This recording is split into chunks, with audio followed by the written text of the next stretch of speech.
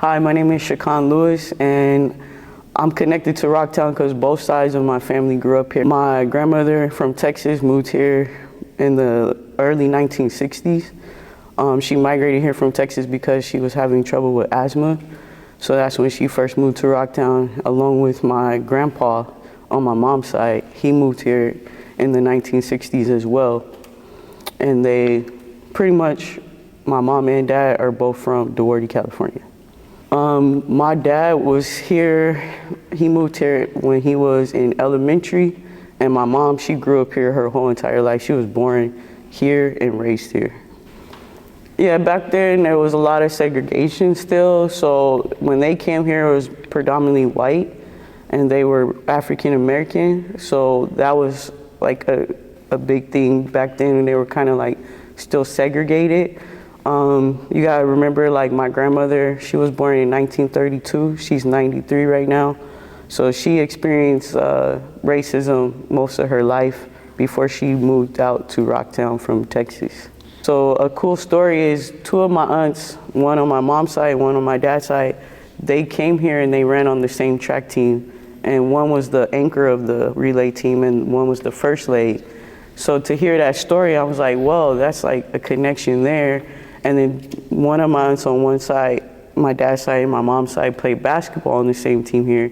So they all still are cool to this day and hang out. So most of my family from Pasadena is from Altadena, which two of my aunts this past year, their houses burnt down in that fire.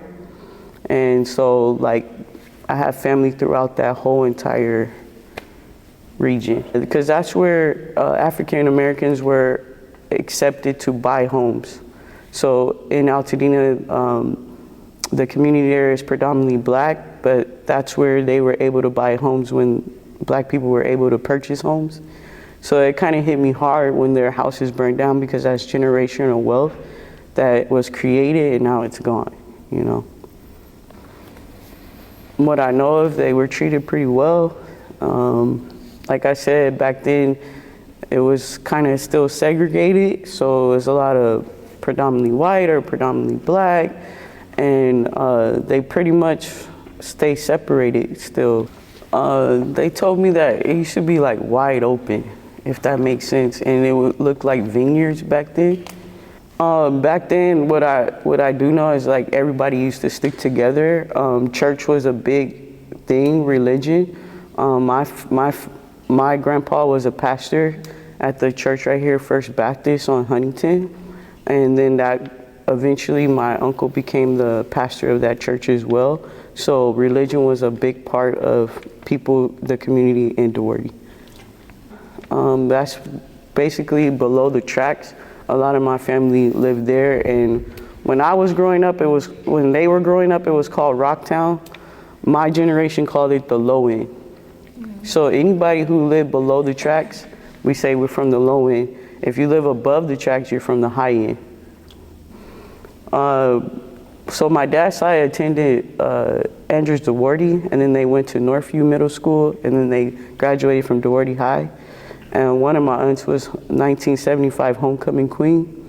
My mom's side, they went to Maxwell, went to Northview, and then they graduated some from DeWarty and some from Morovia High. They had fun. One of my aunties was a song leader back then, and she told me that back then they used to make their own pom-poms out of paper mache. And I was like, oh, I'm gonna share that with the cheerleaders we have now because they obviously don't make their own pom-poms. But she was very school spirited, and she also ran track.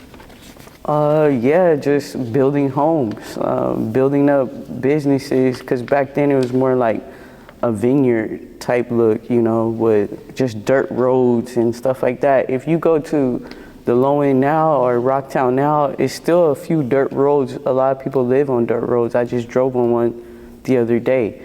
So you got to remember that's where farmers used to be and horses and stuff like that, and the rock quarry. I used to always be like, what is that for, Mom? And it was because they do a lot of industrial work and cement and stuff like that. But that's what made the area kind of dusty with pollution, you know?